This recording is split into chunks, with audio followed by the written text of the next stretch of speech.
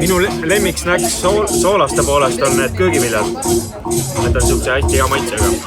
Ja mulle muidu isiklikult maitsevad ka köögiviljad.